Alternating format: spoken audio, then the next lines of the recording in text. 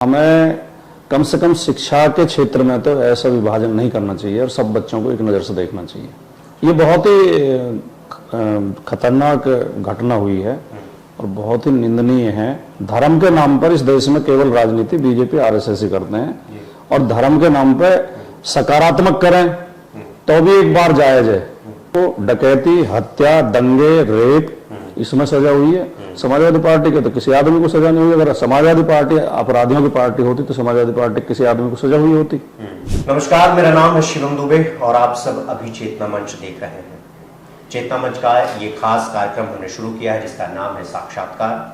और इस साक्षात्कार में हम तमाम बड़े नेताओं के, बड़े बड़े लोगों का इंटरव्यू करते हैं, आपका इनसे मुलाकात करवाते हैं। और आज जो हमारे पहले एपिसोड के पहले साक्षात्कार में जो शख्स मौजूद हैं, इनका नाम है राजकुमार भाटी। आप इन्हें समाजवादी पार्टी के वक्ता, प्रवक्ता, नेता, हर तरफ आप इन्हें देखते होंगे और अपनी बात ये बहुत प्रखर तरीके से रखते हैं। सर, आपका बहुत बहुत स्वागत है। नमस्कार। मेरा पहला प्रश्न जो है सर वो आज से ही जुड़ा हुआ है। आज की घटना है कि आज मुजफ्फरनगर में आप जानते हैं एक घटना घटी जहाँ पर एक महिला अध्यापिका ने एक मुस्लिम बच्चे को बाकी सभी बच्चों से पिटवाया सिर्फ इसलिए क्योंकि उसने टेबल याद नहीं किया था। और इसके बाद तमाम राजनीति शुरू हो जाती है। इसको लेकर के बीजेपी के मंत्री हैं वो उत्तर प्रदेश के, वो कहते हैं कि समाजवादी पार्टी और तमाम विपक्षी नेताओं के पास कोई मुद्दा नहीं बचा है तो छोटी छोटी बातों को उठा करके बड़ा बनाया जा रहा है। क्या कहेंगे आप इस पर? देखिए, इसमें हम सबको, राजनीतिक लोगों को, मीडिया के लोगों को और देश के नागरिकों को एक बात समझनी चाहिए कि सरकारें तो आती जाती रहती हैं, चुनाव हार जीत जाते हैं। देश का माहौल अच्छा होना चाहिए, देश में सद्भाव, प्रेम, आपसी एकता, भाईचारा कायम रहना चाहिए। वोट के लिए, चुनाव के लिए जब हम लोगों के बीच नफरत भरते हैं तो दूरगामी उसके दुष्परिणाम होते हैं।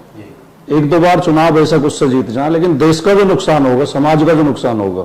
अब भारतीय जनता पार्टी ने अपने राजनीतिक स्वार्थ के लिए जो ये विभाजन शुरू किया है, जो लोगों के अंदर घृणा और अंधविश्वास भरना शुरू किया, उसके दुष्परिणाम सामने आने शुरू हो गए हैं। ये उसी का दुष्परिणाम है।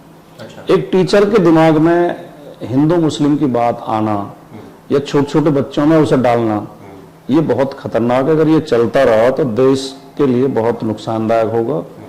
हमें कम से कम शिक्षा के क्षेत्र में तो ऐसा विभाजन नहीं करना चाहिए और सब बच्चों को एक नज़र से देखना चाहिए। ये बहुत ही खतरनाक घटना हुई है और बहुत ही निंदनीय है।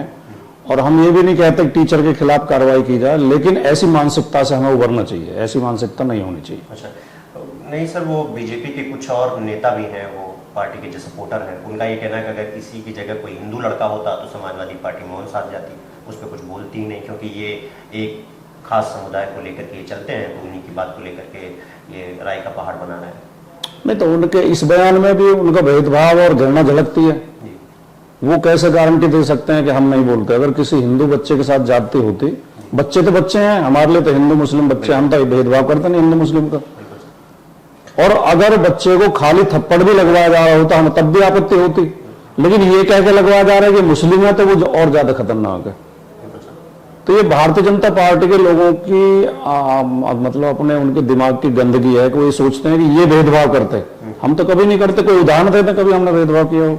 वो जो महिला है सर, तृप्ति त्यागी, उनको आप बीजेपी से कैसे जोड़ रहे हैं, बस ये समझना चाहता हूँ। हमने कब बीजेपी से जोड़ा? किसी ने नहीं जोड़ा, मैंने तो नहीं जोड़ा। बात बीजेपी की आ रही है, बीजेपी की फैलाई हुई बात बीजेपी की इसलिए आ रही है कि बीजेपी और आरएसएस ये नफरत फैलाते हैं। अच्छा। धर्म के नाम पर इस देश में केवल राजनीति बीजेपी आरएसएस ही करते हैं और धर्म के नाम पर सकारात्मक करें तो भी एक बार जायज है कि आप हिंदू बच्चों को पढ़ाओ, हिंदू बच्चों को रोजगार दो, हिंदुओं को उद्धार करो, हिंदुओं को विकास करो, हिंदुओं को ज्ञानी बनाओ, विद्वान बनाओ, ठीक है। लेकिन नफरत फैलाई जाए कि हमें मुसलमान खा जाएंगे, हमें मुसलमान मार देंगे, हमें ईसाई मार देंगे। दिल्ली में बीजेपी के मंत्रियों ने क्या भाषण दिया? प्रवेश वर्मा ने कहा कि तुम्हारे घरों में घुसेंगे, तुम्हारी बहन बेटियों को उठा के ले जाएंगे, फिर तुम्हें मोदी और अमित शाह बचाने के लिए नहीं आएंगे। इस तरह की जब बातें की जाती हैं वो गलत है। अभी 23 तारीख को मिशन चंद्रयान 3 सफल लैंडिंग करता है। इसके बाद देश उनको शुभकामनाएं देने लगता है। इसी में समाजवादी पार्टी के अध्यक्ष जी भी एक ट्वीट करते हैं चांद मुबारक को लेकर के, जिसको लेकर के फिर से बवाल हो जाता है। आप भी उसी में इन्वॉल्व हैं। आपने भी कुछ ट्वीट किया, क्या कुछ मामला हुआ था और आप किस तरीके से देखते हैं इस पूरे मामले को? चंद्रमा के ऊपर भारत के चंद्रयान 3 की लैंडिंग भारत पूरे समस्त 140 करोड़ भारतीयों के लिए गर्व का और गौरव का विषय है जी। और उसमें पूरी टीम जो लगी हुई थी, उसमें हमारे वैज्ञानिक भी, इसरो के कर्मचारी, उसमें सरकार भी, सब बधाई के पात्र हैं। और एक ये लंबी प्रक्रिया है, पंडित नेहरू के टाइम से शुरू हुआ, प्रयास शुरू हुआ और वो अब जाकर सफलता मिली। तो पहली बात तो ये सबके लिए गर्व की बात है और बहुत खुशी की बात है। लेकिन इसमें भेदभाव अगर कर रही है तो सरकार और भारतीय जनता पार्टी कर रही है। वो कह रहे हैं खाली मोदी जी की वजह से हुआ है, तो ये तो कोई भी समझदार आदमी नहीं मानेगा। हम मान रहे हैं कि मोदी जी का भी उसमें उतना योगदान है कि मिशन जो पहले से चला आ रहा था, 2 मिशन हमारे पहले असफल हुए, तीसरे मिशन में कामयाबी मिली, तो उसमें उन्होंने उस प्रक्रिया को रोका नहीं, उनकी सरकार है। तो ये अलग बात है कि इसरो का बजट 28% उन्होंने कम कर दिया और लेकिन ये फिर भी हम कह रहे हैं कि वो बधाई के पात्र हैं। अब शब्दों को पकड़ के अगर हमारे राष्ट्रीय अध्यक्ष जी ने लिख दिया चांद मुबारक, चांद मुबारक का मतलब है कि चांद पर पहुंचने की शुभकामनाएं, ठीक है नहीं। इसमें उन्हें केवल, इसमें भी उनकी घृणा नजर आती है। उन्हें लगता है कि ये उर्दू शब्द हैं चांद मुबारक और ये मुसलमानों के लिए प्रयोग होते हैं, ऐसा भी नहीं है। उर्दू भारत की भाषा है, उर्दू भारत में पैदा हुई। भारत के अलावा पाकिस्तान भारत का हिस्सा था, पाकिस्तान अलग हुआ। पाकिस्तान और भारत के अलावा उर्दू दुनिया में कहीं नहीं बोली जाती। दुनिया में 50 से ज्यादा मुस्लिम देश हैं, किसी देश में उर्दू नहीं बोली जाती। उस उर्दू मुसलमान की भाषा नहीं है। और बांग्लादेश अगर अलग हुआ था पाकिस्तान से तो भाषा के ऊपर ही हुआ था। अगर उर्दू को मुसलमान अपनी भाषा मानते तो बांग्लादेश अलग नहीं होता। और वैसे भी तो ये इनकी अज्ञानता और तंग दिली है कि ये उर्दू को भी धर्म से, भाषा को भी धर्म से जोड़ते हैं और शब्दों को भी धर्म से जोड़ते हैं। तो हमारे राष्ट्रीय अध्यक्ष जी का तो एक उसमें सकारात्मक रुख था कि उन्होंने मुबारकबाद दी पूरे देश को। ये अभी सर हम जहाँ बैठे हैं यहीं से कुछ ही दूरी पर ग्रेटर नोएडा के किसान आज पिछले 100 दिन से बैठे हुए हैं। अगर हम आपसे बात कर रहे हैं क्योंकि आप किसानों के ही नेता माने जाते हैं आप लोग, इतने दिन से किसान बैठे हुए हैं, ग्रेटर नोएडा अथॉरिटी से उनका चल रहा है, सरकार से लेकर के उनकी मांगे, वही पुरानी मांगे आप जानते होंगे सारी चीज़ें, जिसको लेकर के विधानसभा में अखिलेश यादव जी ने उनकी आवाज़ उठाई। उधर बीजेपी का कहना है कि समाजवादी पार्टी गिद्ध की तरह मौका ढूंढते रहते हैं, जहां मौका मिलता है उठा लेते हैं जाकर के, बाकी उनसे उनका कोई सहानुभूति नहीं है, कोई लेना देना नहीं। किसी ने अगर ये बात कही है तो ये उसकी मूर्खता है। राजनीति, लोकतंत्र में राजनीति का अर्थ ही ये होता है कि जनता की जो जहां भी जायज मांग है उनमें पार्टी खड़ी हो उनके साथ। विपक्ष, हम विपक्ष में हैं, प्रमुख विपक्षी दल हैं हम उत्तर प्रदेश के। हमारे नेता श्री अखिलेश यादव जी विधानसभा में नेता विरोधी दल हैं। हमारा एक कर्तव्य बनता है, हमारा राजनीतिक दायित्व बनता है कि जहां जनता की समस्याएं हम उन्हें उठाएं। अगर सरकार या भारतीय जनता पार्टी चाहती है कि हम न बोलें तो उनकी समस्याएं हल कर दें। अब आप ही खुद बता रहे हो 100 दिन से वो बैठे हैं, उनके ऊपर मुकदमे दर्ज किए, उन्हें जेल भेजा, भारतीय जनता पार्टी के सांसद आए, बीच में उन्होंने समझौता कराया और वो अपने समझौते से पलट गए। तो क्या समाजवादी पार्टी उनके पक्ष में न बोले? ये उन किसानों के साथ बेईमानी करना, धोखाधड़ी करना अपराध है या किसानों के पक्ष में बोलना अपराध है? जो भारतीय जनता पार्टी किसान के साथ धोखाधड़ी कर रही है, उनका उत्पीड़न कर रही है, दमन कर रही है, उनकी जायज मांगें पूरी नहीं की जा रही हैं। ग्रेटर नोएडा प्राधिकरण की सीईओ पहले महिला थी, अब दूसरे आ गए हैं। सीईओ खुद मानती थी कि उनकी मांगे जायज हैं, मैं खुद वार्ता में शामिल रहा, लिखित में समझौता हुआ, इसके बाद भी सरकार उनकी मांगे पूरी नहीं कर रही है, तो वो अपराध है या हम उनके पक्ष में बोल रहे हैं ये अपराध है? जाहिर सी बात है। किसानों की बात तो हो ही रही, क्योंकि बीजेपी ये कहती है कि हम किसानों की पार्टी है, नौजवानों की पार्टी है, बाकी सारी चीज़ों की पार्टी है। समाजवादी पार्टी सिर्फ मौका ढूंढती है सरकार को क्रिटिसाइज करने का और सरकार को बदनाम करने का, ऐसा आप पे आरोप लगातार निरंतर लगता रहता है। नहीं तो मौका देते क्यों है वो? हम तो मौका ढूंढते हैं, हम तो मान रहे हैं, हमारी जिम्मेदारी है, हम विपक्ष हैं, हम तो मौका ढूंढेंगे सरकार को क्रिटिसाइज करने का। और लोकतंत्र में विपक्ष होता किस लिए है? सरकार की जय जयकार करने के लिए। अगर विपक्ष बोलना बंद कर देगा सरकार तो तानाशाह हो जाएगी। हमारे नेता डॉक्टर राम मनोहर ये कहते थे कि जब सड़कें सूनी हो जाती हैं तो संसद आवारा हो जाती है। सड़कों पर आंदोलन इसलिए किए जाते हैं कि सरकार आवारा ना हो। तो हमारी भी जिम्मेदारी रही भारतीय जनता पार्टी की बात। भारतीय जनता पार्टी किसान और मजदूर की पार्टी कभी नहीं रही। भारतीय जनता पार्टी हमेशा किसान विरोधी पार्टी रही है। भारतीय जनता पार्टी के नेताओं ने जीपों से किसानों को कुचला है। 1 साल तक किसान दिल्ली के चारों तरफ धरने पर बैठे रहे, 700 किसान शहीद हो गए और भारतीय जनता पार्टी के बड़े से बड़े नेता उनका मखौल उड़ाते रहे, उन्हें आतंकवादी बताते रहे, देशद्रोही बताते रहे, बिके हुए दलाल, पता नहीं क्या क्या उनके लिए कहा। ये भारतीय जनता पार्टी का चरित्र है। भारतीय जनता पार्टी की जब उत्तर प्रदेश में सरकार बनी थी 2017 में, तो योगी आदित्यनाथ ने ये घोषणा की थी अपने घोषणा पत्र में कि हम 2022 तक किसान की आमदनी दुगना कर देंगे। और उसी समय एक इन्होंने किसान समृद्धि आयोग का गठन किया था। आज 7 साल होने के बाद 7 साल में उस किसान समृद्धि आयोग की एक मीटिंग नहीं हुई है और 1 रुपए किसान की आमदनी नहीं बढ़ी है, किसान की आमदनी घटी है, क्योंकि किसान की उपज का मूल्य उचित मूल्य मिल नहीं रहा है और किसान की जो लागत है, उनका बिजली भी महंगी हुई है, पानी भी महंगा हुआ है, खाद भी महंगा हुआ है, ट्रैक्टर ट्रॉली भी महंगे हुए हैं, उनकी जो उनकी खेती में काम आने वाले उपकरण है वो महंगे हुए हैं और उनकी फसल की कीमत घटी है, इसलिए किसान की आमदनी कम हुई है, बढ़ी नहीं। भाटी जी, जब आप ये आरोप लगाते हैं क्या थार जीप से और जिस मंत्री का जिक्र कर रहे हैं आप, वही बीजेपी वालों का यही कहना है कि उसके बाद वाले चुनाव में क्या हुआ। उनका मतलब ये कि अगर हम चुनाव जीत गए तो किसानों की आहुति तो मानी नहीं जाएगी, आप लोग तो फालतू में रायता फैला रहे थे, मतलब वो बात भी मानने से वो इनकार कर दे रहे हैं। नहीं, किसी वजह से, किसी तिकड़म से या किसी बेईमानी से या किसी वजह से आप चुनाव जीत गए तो क्या अपराध नहीं रहेगा? फिर तो देश का कानून ये बना देना चाहिए कि जो अपराधी चुनाव जीत जाए उनकी सबकी सजा माफ हो जानी चाहिए। तो चुनाव जीतना एक अलग विषय है, वो अलग बात है कि किस वजह से जीते होंगे, लेकिन ये तो सबने देखा, बाकायदा मुकदमा दर्ज हुआ। अगर भारतीय जनता पार्टी की सरकार होते हुए मुकदमा दर्ज हुआ और जेल गया मंत्री का बेटा, तो सबूत रहे होंगे तभी तो गया होगा। तो किसानों को तो रौंदा गया था, तो सबके सामने है। उत्तर प्रदेश पिछले विधानसभा चुनाव में आपके एक सहयोगी रहे ओपी राजभर, आज इन दिनों वो मीडिया में बहुत चर्चा में है, इतने चर्चा में है कि उनसे ज़्यादा चर्चा किसी की है ही नहीं। वो कहते हैं कि यादव की बुद्धि 12 बजे खुलती है। वो कहते हैं कि सीट बंटवारे को लेकर के अखिलेश यादव की आदत है कि धोखाधड़ी करना है। वो कहते हैं कि अखिलेश को सफाई ने पहुंचाया तो मैं एक बाप की औलाद नहीं। क्या कहेंगे आप इन पे? जो व्यक्ति किसी जाति या धर्म के लिए अपमानजनक शब्दों का प्रयोग करता हो, उसे क्या उचित मानते हैं आप? किसी भी धर्म या किसी भी जाति के लिए ओपी राजभर कितने बड़े ज्ञानी हैं।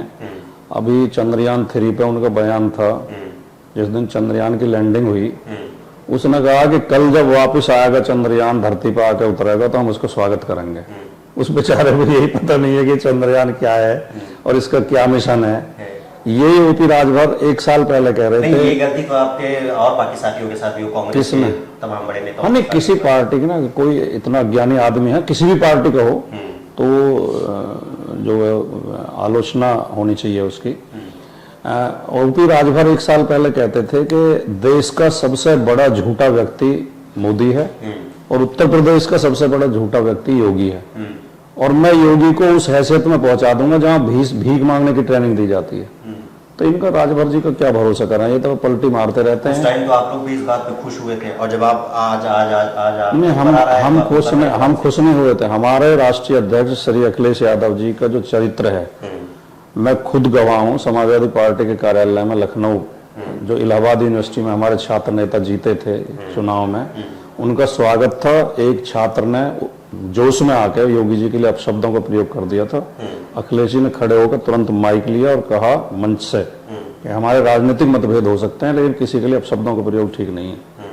और वो हमेशा हिदायत देते रहते हैं। हमारी जब मीटिंग लेते हैं प्रवक्ताओं की, तब भी कहते हैं कि अपशब्दों का प्रयोग मत किया करो। तो हम कतई उस बात के समर्थक नहीं है, ना हम कभी खुश थे इस बात से कि वो किसी के लिए अपशब्द प्रयोग करें। अखिलेश यादव पर एक आरोप लगता रहता है कि ये माफियाओं की पार्टी है, माफियाओं को संरक्षण देते हैं, जिसको लेकर आपने देखा होगा बहुत सारा बवाल हुआ होगा। उन पे ये लगातार आरोप लगता है कि जहां पे योगी जी खुद कहते थे विधानसभा में कि जहां दिखे गाड़ी पे समाजवादी पार्टी का झंडा, समझ लो जा रहा है कोई गुंडा।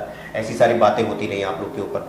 अभी आपके नेताजी ने एक भाषण दिया कि इनकी सरकार में 2 मंजिला इमारत गिराई जा रही है, हमारी सरकार आएगी तो 5-6 मंजिला इमारत भी जमी दोज होते हुए दिखेगी। क्या मतलब था इसका? जो हमारे ऊपर, समाजवादी पार्टी के ऊपर जो अपराधीकरण का और माफियागिरी का आरोप लगाते हैं, वो पार्टी है कि भारत के इतिहास में पहली बार उत्तर प्रदेश के कि कुर्सी, मुख्यमंत्री की कुर्सी पे उस पार्टी ने एक ऐसे व्यक्ति को बैठा है जिसके खिलाफ 12 मुकदमे दर्ज थे, योगी आदित्यनाथ, और उन्होंने अपनी कलम से अपने मुकदमे वापस लिए। तो अपराधियों की पार्टी ये है या हम हैं? हमारे तो अखिलेश यादव के खिलाफ एक 323 का मुकदमा भी नहीं है। दूसरी बात, उत्तर प्रदेश में भारतीय जनता पार्टी के 123 विधायक ऐसे हैं जिनके खिलाफ आपराधिक मुकदमे हैं, और 40 मंत्री ऐसे हैं जिनके खिलाफ आपराधिक मुकदमे हैं। तीसरी बात, सुप्रीम कोर्ट ने 2017 में एक आदेश दिया था कि जिन एमपी एमएलए के खिलाफ मुकदमे हैं, आपराधिक मुकदमे हैं, उनके लिए एक स्पेशल कोर्ट बनाई जाए, एमपी एमएलए कोर्ट, और उसमें जल्दी से सुनवाई करके उसमें सजा हो। उस कोर्ट में उत्तर प्रदेश में 7 लोगों को सजा हुई है 2017 के बाद। उनमें 2 समाजवादी पार्टी के, 5 भारतीय जनता पार्टी के हैं।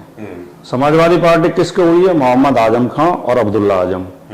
किस अपराध में हुई है? मोहम्मद आजम खां को हुई है भाषण देने पे, और अब्दुल्ला आजम को हुई है अपनी उम्र गलत बताने पे। और बीजेपी के लोगों को किसमें हुई है? कुलदीप सेंगर को रेप और हत्या में। ये आपके जो अभी नहीं, ब्रजभूषण शरण सिंह को सजा नहीं हुई है अभी, अभी यहाँ के विधायक थे इनके, उससे हुई है दंगे में। अच्छा। एक को हुई है, एक बजरंगी हैं, उनको हुई है हत्या में।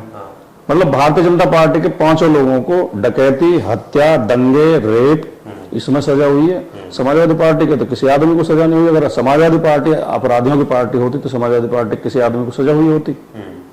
तो आंकड़े तो ये सिद्ध करते हैं कि भारतीय जनता पार्टी माफियाओं की और अपराधियों की पार्टी है। अगर राजभर जी की बात हो रही है तो ऐसा ना हो कि स्वामी प्रसाद मौर्य की बात ना हो। आप जानते होंगे मैं क्या कहना चाहता हूँ। आपके पार्टी के उत्तर प्रदेश के महासचिव जी कहते हैं साधु संतों को लेकर के लगातार विवादित बयान देते हैं, रामचरितमानस को लेकर के विवादित बयान देते हैं। फिर आपकी पार्टी की तरफ से लखनऊ में उसकी प्रतियां जला दी जाती हैं, रामचरितमानस की फाड़ दी जाती हैं। इसके बाद तमाम साधु संतों को लेकर के इतना बवाल होना, और स्वामी प्रसाद मौर्य का ये कहना कि जहाँ जहाँ मंदिर है वहाँ पहले बौद्ध भिक्षु रहते थे, उनका सब कुछ था।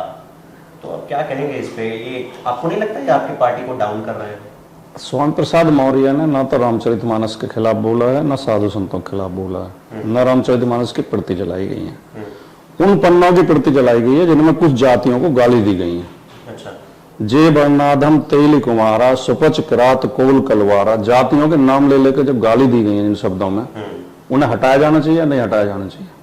हमारी मांग केवल ये है कि बहुत लंबे समय से इस देश में एक ऐसी व्यवस्था चल रही है कि जिसमें कुछ जातियों को उच्च जाति कहा जाता है, कुछ जातियों को नीच जाति कहा जाता है। वो चीजें अब समाप्त हो चुकी हैं। अब सामंतवाद का शासन नहीं है, भारत में संविधान का शासन है। और हमारा संविधान कहता है कि कोई जाति अछूत नहीं है, अछूत मानना अपराध है संविधान के कानून के अनुसार। कुछ लोगों के दिमाग में अभी भी वही गंदगी भरी हुई है, तो विरोध उस बात का है। और साधु संतों के बारे में जो स्वामी प्रसाद मौर्य का बयान था, उन्होंने कहा कुछ साधु संत, साधु और संत हमेशा सम्मानित होते हैं, पूजनीय हैं, लेकिन अगर संत हो तो, अगर पुलिस की वर्दी पहन के कोई डकैती डाल रहा हो, डकैत डालते हैं नहीं पुलिस की वर्दी पहन के, राहजनी करते हैं, तो उन्हें ये थोड़ी कहते हो कि ये तो पुलिस की वर्दी का अपमान कर रहे हो, जिन्हें क्यों मार रहे हो, इन्हें क्यों पकड़ रहे हो? स्वामी रामभद्राचार्य को आप मानते हैं? स्वामी रामभद्राचार्य जाति घृणा से भरे हुए एक बहुत ही कुंठित व्यक्ति हैं, बहुत ही आपत्तिजनक शब्दों का प्रयोग करते हैं। वे संत जैसे कहीं से लगते ही नहीं है। अच्छा। गेरुए वस्त्र पहन लेना कोई संत होना नहीं है। स्वामी रामभद्राचार्य की भाषा ऐसी है कि और तो छोड़ दो, आप दलितों को पिछड़ोगे तो छोड़ दो। वो एक दिन अपने प्रवचन में कह रहे थे कि ब्राह्मणों में पाठक, दीक्षित और ये 3-4 ब्राह्मणों का नाम लिए, त्रिगुणायत, ये नीच ब्राह्मण होते हैं। तो क्या आप मान लेंगे ये बात सही है? आप बताओ मुझे। आप इसी के बिना उन्हें जज कर लेंगे? अभी बीजेपी के लोग तो ये कहते हैं वो आज के तुलसीदास हैं, तो आप ऐसे कैसे कह सकते हैं? बीजेपी के लोग तो हर पाखंडी को पूजते हैं। आप रामभद्राचार्य को पाखंडी कहते हैं? मैं बिल्कुल जिम्मेदारी के साथ कह रहा हूं। मैं रामभद्राचार्य के शब्दों से बिल्कुल भी सहमत नहीं। वो बहुत, उनके अंदर इतनी घृणा भरी हुई है। वो आरक्षण खत्म करने की बात करते हैं, संविधान बदलने की बात करते हैं, महिलाओं की गुलामी की बात करते हैं, और वो अपने प्रवचन में, यार आप संत हो तो संतों वाले आप धर्म के बारे में चर्चा करो। वो कह रहे हैं मरे मुलायम काशी राम, जोर से बोलो जय श्री राम। मरना तो सबको, रामभद्राचार्य नहीं मरेंगे। तो जिस व्यक्ति के अंदर इतनी छोटी बातें करता हो जो व्यक्ति, और जिसके अंदर इतनी घृणा भरी हुई हो, उसे मैं कैसे संत मान लूंगा? मैं तो नहीं मानूंगा। मैं विवेकानंद को संत मान सकता हूँ, स्वामी दयानंद को मान सकता हूँ, मैं इन्हें तो संत नहीं मान सकता। अभी आप जिस अब एक और संत है जो यहाँ ग्रेटर नोएडा में कह के गया कि जो महिला के माथे पे अगर सिंदूर ना हो तो समझ लो प्लॉट खाली है। अब अगर आप उन्हें संत मानते हो ऐसी भाषा बोलने वालों को, जो हमारी बहन बेटियों को खाली प्लॉट बता रहे हैं, तो बताओ हम कैसा संत मान लें उन्हें? वो तो कहते हैं क्या हम इनकी गुलामी में आ जाएं कि जिसने गेरुआ वस्त्र पहन लिया, तिलक लगा लिया, सबके पैर छुए? इन संतों में बहुत तो ऐसे हैं जो क्राइम करके भगे हुए हैं, जिनके खिलाफ हत्या के, रेप के, डकैती के मुकदमे हैं, और जाके हरिद्वार में अयोध्या में छिप जाते हैं दाढ़ी बढ़ा के, नहीं तिलक लगा के। ये कहते हैं तो संत होता है कर्म से और चरित्र से। हाँ सुनिए मेरी बात, वो जैसे बीजेपी वाले कहते हैं जितनी आसानी से साधु संतों पे ये आरोप लगा देते हैं, उन्हें पाखंडी बता देते हैं, किसी मुल्ला मौलवी पे बोल के बताएं। मुल्ला मौलवी में भी बहुत पाखंडी और क्रिमिनल भरे हुए हैं। मुल्ला मौलवी भी सारे अच्छे थोड़ी हैं, लेकिन जो अच्छे हैं वो पूजनीय हैं। मौलवी भी पूजनीय है, संत भी पूजनीय है, जो अच्छे हैं, जिनके चरित्र अच्छे हैं, जिनका मतलब किरदार अच्छा है। और समाजवादी पार्टी को कहते हैं कि हमारे तो नेताजी ने बहुत पहले, जब उनके जो शाही इमाम थे अब्दुल्ला बुखारी, जब उनके वो फतवा जारी करते थे चुनाव में, तब नेताजी ने तो सार्वजनिक रूप से कह दिया था कि इमाम अपनी इमामत करें, राजनीति हमें करने दें, हमें किसी इमामों के निर्देश पर चलने की जरूरत नहीं है। हम हिंदू मुसलमानों का कभी भेदभाव नहीं करते, लेकिन हम हिंदू मुसलमानों को भाई मानते हैं। मुसलमान से हम नफरत नहीं करते, इसलिए हमें हिंदू विरोधी बताते हैं। हमें हिंदू से भी मोहब्बत है, हमें मुसलमान से भी मोहब्बत है। अच्छा, मतलब आप ये कहना चाहते हैं जब से स्वामी प्रसाद मौर्य जब आपकी पार्टी में नहीं आए थे, समाजवादी पार्टी में, जब वो बीजेपी में कहते हैं बीजेपी वाले की मलाई खा रहे थे, तो तब उस वक्त उन्हें ये रामचरितमानस का ज्ञान नहीं आया, और अचानक से एकाएक स्वामी प्रसाद मौर्य समाजवादी पार्टी में जाते हैं, और उनकी जो वो बुद्धि है वो खुलती है, और वो सीधा रामचरितमानस पर अटैक करते हैं, और आप लोग उनकी बात को मान करके तुलसीदास को नीचे करके स्वामी प्रसाद मौर्य को ऊपर कर देते हैं। ऐसा भी आरोप है आपके ऊपर तमाम पार्टियों का। नहीं, इस बात का जवाब तो स्वामी प्रसाद मौर्य दे पाएंगे कि उनकी बुद्धि तब खुली थी या नहीं खुली थी। लेकिन मैं इतना जानता हूं कि रामचरितमानस की और मनुस्मृति की इस देश में हमेशा आलोचना होती रही, हमेशा से। जब रामचरितमानस लिखी जा रही थी, जब तुलसीदास ने लिखी थी, तब सबसे आगे बढ़ के ब्राह्मण ही उसके विरोध में थे। आपने शायद ये अध्ययन न किया हो, आप अध्ययन करना। ब्राह्मणों ने तुलसीदास जी का बहिष्कार कर दिया था। वो कह रहे थे इन्होंने बोलचाल की भाषा में धर्म ग्रंथ को क्यों लिखा है, ये तो संस्कृत में ही होना चाहिए, इसे तो सब पढ़ लेंगे अब। और ब्राह्मण उन्हें ब्राह्मण मानने को तैयार नहीं थे। उसके बाद भी आलोचना होती रही। बाबा साहब ने भी मनुस्मृति, ब्राह्मण पूजा करते हैं नहीं करते हैं? नहीं, सब तो नहीं करते। आप करते हैं? किसकी? तुलसीदास की। ना, मैं तो नहीं करता, मैं क्यों करूंगा? आप नहीं करते? तुलसीदास कोई अवतार है या देवता है, मैं क्यों तुलसी करूंगा? एक कवि तो थे वो, तुलसीदास एक कवि तो ही थे। कवि तो हमारे मैथिली शरण गुप्त भी है, रामधारी सिंह दिनकर भी है, तो फिर तो सारे कवियों की पूजा होनी चाहिए। रामचरितमानस आपकी नजर में क्या है? एक महाकाव्य तो है भाई। मूल ग्रंथ जो है वो रामायण है। रामायण में 7 कांड है, बालकांड, अयोध्या कांड, अरण्य कांड, किष्किंधा कांड, सुंदर कांड, युद्ध कांड और उत्तरकांड। यही 7 कांड रामचरितमानस में है। स्टोरी भी जो की तो है, राम की वही जन्म हुआ, वैसी शादी हुई, ऐसी लड़ाई, सीता का अपहरण हुआ, रावण को मारा, वापस अयोध्या आ गए, सेम स्टोरी है। तुलसीदास जी ने कुछ प्रसंग बदल के और उनमें कुछ अपने शब्द घुसा के आपत्तिजनक बातें लिख दी हैं। मूल रामायण में तो ऐसा नहीं है कि जब निषाद को बुलाया जाता है, निषाद राज को नाव के लेके, तो राम तो उसके गले मिलते हैं, भाई की तरह व्यवहार से करते हैं, सम्मान करते हैं। तुलसीदास जी के अंदर जो जाति कुंठा भरी हुई थी, उन्होंने उनसे पैर धुलवाए राम के और कहा जी मैं तो नीच जात हूं। मूल रामायण में तो जब सबरी के पास जाते हैं तो सबरी एक भक्तन है, साधु भी है, उसका सम्मान करते हैं राम। लेकिन तुलसीदास जी ने सबरी के मुंह से भी कहलवाया, नीच जात में जड़मत भारी, कहीं भी दी स्तुति करूं तुम्हारी। ये कोई संवेदनशील व्यक्ति और बौद्धिक व्यक्ति इन चीजों का समर्थन नहीं करेगा। और मूर्खता में हम उसमें जड़ता में हम उन्हें गुलामी करते रहें, वो अलग विषय है। जो लोग पढ़ लेते हैं ठीक से मनुस्मृति को, रामचरितमानस को, जो पढ़ लेता है वो इनके विरोध में हो जाता है। आपके यहाँ रामचरितमानस का पाठ होता है? नहीं, हम क्यों पाठ कराएंगे, पढ़ी है मैंने। आप रामचरितमानस का पाठ आपके यहाँ ऐसे जैसे रामायण होता है हमारे यहाँ? ना, हम नहीं कराते। आप नहीं कराते? रामचरितमानस मैंने पढ़ी है, अधिकार पूर्वक मैं उस पर चर्चा कर सकता हूँ, एक एक कांड पे, एक एक चौपाई पे। और शायद बड़ी बात तो नहीं कहनी चाहिए, बहुत विद्वान है देश में, शायद ही मुझसे ज्यादा कम लोगों ने पढ़ी होगी। मैंने जितनी रामकथा और रामायण पढ़ी है, मैंने वाल्मीकि की रामायण भी पढ़ी है, तुलसीदास की रामचरितमानस भी पढ़ी है, मैंने शंभू की भी पढ़ी है, पैंचरी, मैंने कम्बन की रामायण भी पढ़ी है, मैंने नरेंद्र कोहली की भी पढ़ी है, मैथिली सेनगुप्त की भी साकेत पढ़ी है, मैंने कामिल बुल्के को भी पढ़ा है। रामायण पर जितना अध्ययन मेरा है मुझे उसके ऊपर गर्व है। मैं रामायण पे 10-20 घंटे, कोई भी बड़े से बड़े विद्वान मेरे सामने बैठे, मैं चर्चा कर सकता हूँ। लेकिन पाठ कराओ जी, ये तो इसे तो मैं मूर्खता मानता हूँ। मतलब रामायण पाठ होना मूर्खता है? नहीं, मैं तो मतलब क्या, किसी कविता को आप पढ़वाओ, माइक लगा के पढ़वाओ, उसको क्या औचित्य है? किस लिए पढ़वाएं? और माइक लगा के अजान होता है तब वो औचित्य है? अजान क्या कोई कथा है? नहीं, कथा नहीं है, वो भी तो। अजान क्या है पहले आप ये समझ लो। हालांकि मैं व्यक्तिगत तौर पे तो मैं कह सकता हूँ कि माइक की जरूरत नहीं है, लेकिन अजान क्या है? अजान नमाज के लिए बुलावा है। हाँ। अजान कोई मंत्र नहीं है, अजान कोई पूजा नहीं है, कोई वो स्तुति नहीं है। अजान नमाज के लिए बुलावा है कि नमाज का समय हो गया, आ जाओ। ठीक है ना?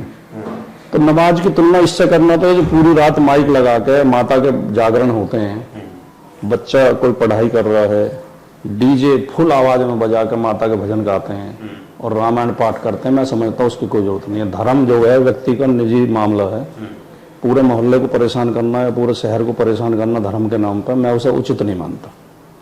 चलिए, अच्छा, इसको छोड़ देते हैं। आप ये बताइए, उत्तर प्रदेश की कानून व्यवस्था को लेकर के आपका क्या सवाल? कानून व्यवस्था उत्तर प्रदेश की बिल्कुल इन्होंने योगी आदित्यनाथ ने ध्वस्त कर दी है। उत्तर प्रदेश में आज जंगल राज है। उत्तर प्रदेश में रोजाना इतने अपराध हो रहे हैं, बेटियों के साथ रेप हो रहे हैं, छेड़छाड़ होती है, बेटियों की एफआईआर नहीं लिखी जाती, वो सुसाइड कर लेती हैं। किसी दिन का अखबार आपको ऐसा खाली नहीं मिलेगा कि जिस दिन किसी बेटी ने सुसाइड न किया हो, पुलिस ने मदद नहीं की, पुलिस ने उसका मुकदमा नहीं लिखा, पुलिस ने कार्रवाई नहीं की। उत्तर प्रदेश में जंगल राज है, कोई सुनवाई नहीं है, पुलिस बिना रिश्वत लिए एफआईआर नहीं लिखती है और थाने बिकते हैं, नीलाम होते हैं, थानों के ठेके छोड़े जाते हैं और कोई योगी आदित्यनाथ के हाथ से कंट्रोल से बाहर हो चुकी है कानून व्यवस्था। यही जितने आरोप आप लगाए, यही बीजेपी वाले आपकी सरकार आ जाती है तो आपको पर लग जाता है। 5 साल अखिलेश यादव जी मुख्यमंत्री रहे थे। पहली बात तो व्यवस्थाएं जो सुधरती हैं वो सिस्टम से सुधरती हैं, भाषणों से नहीं सुधरती। अखिलेश यादव ने जो सिस्टम में सुधार के लिए काम किए थे, वो 100 डायल सेवा शुरू की थी, 15 मिनट में पुलिस पहुंचती थी, पुलिस को नई गाड़ियां दी थी, पुलिस के पास पुरानी महिंद्रा जीप होती थी जिनमें धक्के लगते रहते थे। अखिलेश यादव जी ने इनोवा और बड़ी बड़ी गाड़ियां पुलिस को दी, आधुनिक राइफलें दी, AK-47 और वो कौन सी इंसास राइफल अखिलेश यादव जी ने दी। भारत का शायद सबसे शानदार पुलिस मुख्यालय लखनऊ में है जो अखिलेश यादव जी ने बनाया। 1090 महिलाओं की हेल्पलाइन शुरू की। तो ये अखिलेश यादव जी के काम थे जो उन्होंने कानून के लिए किए। 5 साल में एक घटना हुई थी बदायूं में जिसमें 2 बेटियां पेड़ पर टकी मिली थी। उसमें इतना हल्ला किया बीजेपी ने कि उसकी जो शिकायत यूएनओ में की। अच्छा। भारतीय जनता पार्टी ने। अच्छा। देश के मसले को यूएनओ में लेके गए और उसकी अखिलेश यादव ने तुरंत सीबीआई को जांच दे दी। सीबीआई की रिपोर्ट में यह आया, सेंटर में मोदी जी की सरकार थी, सीबीआई उनके अंडर में थी, कि सीबीआई की रिपोर्ट में आया कि बेटियों ने आत्महत्या की थी, हत्या नहीं हुई थी। एक घटना हुई थी। अब रोजाना ऐसी घटनाएं हो रही, रोजाना कहीं पेड़ पे टकी मिल रही हैं, कहीं पंखे पे टकी मिल रही हैं। अब एक भारतीय जनता पार्टी का सबसे बड़ा प्लस पॉइंट ये है कि मीडिया उनके पक्ष में रहता है। अब मीडिया इशू नहीं बनाता उसे, अब मीडिया जंगल राज नहीं बताता। जब अखिलेश जी का फोटो लगा के यूपी में जंगल राज, अब योगी आदित्यनाथ का फोटो लगा के जंगल राज नहीं कहते। कानून व्यवस्था बहुत ज्यादा खराब है। मीडिया सारी मीडिया को लेकर नहीं है, लेकिन जो मुख्य चैनल है खासतौर से इलेक्ट्रॉनिक चैनल और अखबार भी। अब जैसे जो यूपी के 2 अखबार बड़े अखबार हैं वो क्या फर्जीवाड़ा करते हैं। फ्रांस में दंगे हुए, सारे मीडिया ने, जो बीजेपी का गुलाम मीडिया है और जो अखबार हैं जिनको मैं कह रहा हूं, कहो तो नाम भी ले दूं, दैनिक जागरण वगैरह जो हैं, इन्होंने बड़ी बड़ी वो बैनर लीड छापी कि अमेरिका के प्रोफेसर जॉन कैम ने ये ट्वीट किया है कि फ्रांस में योगी जी को भेजो, योगी जी दंगे कंट्रोल कर देंगे। काफी खबर भी आई, खूब चली सारे मीडिया में। 3 दिन 4 दिन बाद जब उसकी जो वो की गई, जांच की गई, पता चला वो जॉन कैम्प फर्जी है, इंडिया नहीं है, बीजेपी कार्यकर्ता है, फर्जी ट्विटर अकाउंट है उसका जॉन कैम्प के नाम से, उसका नाम कुछ और है। एक लाइन नहीं छापी किसी मीडिया वाले ने कि हमारी पहली खबर फर्जी थी। ये इस तरह बीजेपी के लिए माहौल बनाते हैं। अच्छा। जब उसमें मतलब योगी जी को हाईलाइट तो कर दिया कि योगी जी की फ्रांस में मांग हो रही है, लेकिन जब उसकी सच्चाई पता लग गई कि जॉन कैम्प फर्जी आदमी है, बीजेपी का कार्यकर्ता है, फर्जी ट्विटर अकाउंट से ट्वीट किया गया है, तो तब इनका नैतिक दायित्व नहीं था कि उसका खंडन छापते। अभी मोदी जी अमेरिका में बोल गए कि भारत में हर साल एक IIT एक IIM बन रहा है। और जब लोकसभा में पूछा ये सवाल तो योगी जी के मंत्री ने जवाब दिया कि पिछले 5 साल में एक भी IIT एक भी IIM नहीं बना है। अच्छा। अमेरिका का भाषण तो सारे चैनलों ने दिखाया और अखबारों ने बड़ी बड़ी हेडिंग छापी, और जो लोकसभा में जवाब दिया गया तो उसे नहीं छापा किसी ने भी। तो ये क्या इसे मीडिया को भेदभाव नहीं कहेंगे? और मेरी जो आपने कहा कि मीडिया से नाराज है, CSDS का नाम सुना है? CSDS ने एक सर्वे किया पत्रकारों के बीच में, 82% पत्रकारों ने ये माना है, पत्रकारों ने CSDS के सर्वे में, कि मीडिया निष्पक्ष नहीं है, मीडिया सरकार का पक्ष लेता है। 82% पत्रकारों का मानना है, मेरा नहीं। अच्छा, ये छोड़िए, ये बताइए कि सामने लोकसभा चुनाव आ रहा है, 8 महीने बचे हुए हैं, आप लोग सब एक हो रहे हैं, बाद में 30-31 तारीख को आपकी तीसरी मीटिंग भी है। क्या लगता है क्या होने वाला 80 लोकसभा सीट में उत्तर प्रदेश में? 80 में तो हम भारतीय जनता पार्टी की इतनी सीटें कम कर देंगे, जो NDA की टोटल सीट है अब देश में, इतनी सीट तो हम अकेले यूपी में कम कर देंगे कि NDA की सरकार नहीं बन पाएगी। अकेले समाजवादी पार्टी कर देगी, अकेले। हाँ, और बाकी हम इंडिया का हिस्सा हैं। इंडिया में जो 26 पार्टी हैं सब मजबूत पार्टी हैं, उनके मजबूत नेता हैं। हम सब मिलकर बीजेपी के खिलाफ एक प्रत्याशी उतारेंगे और 2024 में भारतीय जनता पार्टी की सरकार नहीं बनने देंगे। उत्तर प्रदेश में मायावती का रोल आप कितना देखते हैं? मायावती जी का रोल इतना ही है कि 2022 के विधानसभा चुनाव में उनका एक विधायक जीता केवल 403 में, और उन्हें 15% वोट मिले हैं। 22 से अब तक 2 साल में उनके बहुत वोट और भी कम हो गए। बाकी वो बहन जी का हम सम्मान करते हैं, दलित समुदाय से आती हैं, बहन हैं हमारी, वैसे व्यक्तिगत तौर पर उनका सम्मान करते हैं, लेकिन उनका जनाधार बहुत घटा है। इंडिया ने उन्हें ज्वाइन कराने के लिए ऑफर कर दिया था? ये मुझे नहीं पता, ये तो बड़े नेता तय करेंगे। आपको नहीं पता है? अच्छा, ये बताइए, इंडिया अलायंस आप यूपी में लड़ रहे हैं, कहा जा रहा है एक सीट पर एक ही लोग लड़ेंगे चुनाव, तो बाकी अभी तमाम अंदेशा लगाया जा रहा है कि कांग्रेस भी आएगी तो कितना सीट देंगे आप? सीट को लेकर कुछ बंटवारा कुछ बात हुई है? नहीं, ये तो देखिए अब 31 को और 1 को बम्बई में मीटिंग है, फिर अगली मीटिंग होगी, और ये जो सीटों का बंटवारा होता, मैं पार्टी के प्रवक्ता हूँ, मैं छोटा कार्यकर्ता हूँ, ये तो जो राष्ट्रीय अध्यक्ष हैं उन्हें ही पता होता। सब पार्टियों के राष्ट्रीय अध्यक्ष बैठेंगे, समन्वय समिति बनेगी, तो वो तब हमें बताएंगे, हम तभी बता पाएंगे। अभी हम खुद कुछ नहीं कह सकते कि कितनी सीट किसको दी जाएंगे। अच्छा, चलिए अंतिम प्रश्न, इसके बाद खत्म करेंगे। ये बताइए, जब अखिलेश यादव ने उत्तर प्रदेश में इतना सारा काम किया, रोडें बनाई, इंफ्रास्ट्रक्चर सही किया, एजुकेशन सही किया, किसानों के लिए, नौजवानों के लिए सब कुछ किया, ये चुनाव हारते कैसे जाते हैं? कहाँ गड़बड़ हो जाता है? आपको कहाँ लगता है कि पीछे रह जाते हैं? भारतीय जनता पार्टी ये परसेप्शन बनाने में कामयाब हो गई कि पहली बात तो 2017 में तो हमारी पार्टी में कुछ आंतरिक मतभेद भी हो गए थे, उनकी वजह से भी हम काफी डाउन गए। अच्छा। बाकी एक परसेप्शन बना दिया कि ये हिंदू विरोधी हैं, और जैसा अभी आप कह रहे थे कि अपराधियों की पार्टी है, कानून व्यवस्था खराब है, जबकि वो परसेप्शन ही था, आंकड़े हमारे पक्ष में हैं। अब धीरे धीरे लोगों की समझ में आ रहा है, लोग समझ रहे हैं कि अखिलेश यादव शानदार काम कर रहे थे। अखिलेश यादव और योगी आदित्यनाथ में अगर तुलना करें, लखनऊ उत्तर प्रदेश की राजधानी है, मैं बाकी प्रदेश की भी बात कर सकता हूं, लेकिन उतना समय नहीं है बहुत सारी चीजों में, लेकिन केवल लखनऊ में, देश की राजधानी में, अगर 10 शानदार काम गिने जाएं जो देखने लायक, और जिन्हें लोग ये देखते हैं, बाहर के लोग भी आगे देखने जाते हैं कि लखनऊ में क्या अच्छी चीज है। एक जनरेशन मिस पार्क है, एक लोहिया पार्क है, लोहिया अस्पताल है, इकाना स्टेडियम है, लोक भवन है जिसमें मुख्यमंत्री बैठते हैं, मेट्रो है वहां लखनऊ में, और वहां पुलिस मुख्यालय है। ये सारे काम अखिलेश यादव के किए हुए हैं। आगरा लखनऊ एक्सप्रेसवे है। भारतीय जनता पार्टी का आप एक काम नहीं गिनवा सकते, भारतीय जनता पार्टी का कोई नेता या प्रवक्ता नहीं गिनवा सकता कि उन्होंने कौन सा उल्लेखनीय काम किया जिससे ये कह सकें कि हमारी उपलब्धि है। गोमती रिवर फ्रंट अखिलेश यादव जी ने बनाया शानदार, तो अखिलेश यादव ने बहुत काम किया। अखिलेश यादव ने 50 जिला मुख्यालयों को 4 लेन सड़कों से जोड़ दिया था। उनकी योजना थी कि सारे जिलों को 4 लेन सड़कों से जोड़ा जाएगा। 50 जिलों को जोड़ दिया था। उसके बाद सरकार बदल गई, योगी जी 51वां जिला नहीं जोड़ पाए हैं, एक भी जिले को नहीं जोड़ पाए। चलिए ठीक है। 5 शहरों में हमने मेट्रो चलाई थी, योगी जी ने अपने घोषणा पत्र में कहा था कि अन्य शहरों में चलाएंगे, एक भी शहर में मेट्रो नहीं चला पाएंगे। तो वो जो परसेप्शन बीजेपी आपके लिए बना रही है उसे ब्रेक करने के लिए वो टूट रहा है, धीरे धीरे टूट रहा है, लोगों की समझ में सच्चाई आ रही है और इस बार रिजल्ट बहुत चौंकाने वाले होंगे। तो 80 में से सीट बताइए ना कितना निकाल। नहीं, ये तो ज्योतिषी वाली बात हो जाएगी कितनी सीट आएंगी, लेकिन मैं कह सकता हूँ ज्यादा से ज्यादा आएंगे, बीजेपी से बहुत ज्यादा आएंगे। चलिए ठीक है, चलिए आप लोग देख सकते हैं हमारे साथ थे समाजवादी पार्टी के प्रखर नेता प्रवक्ता।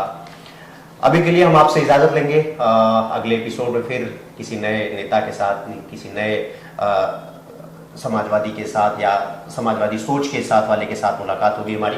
तब तक आप लोग अपना बहुत ख्याल रखिए, देखते रहिए चेतना मंच। धन्यवाद।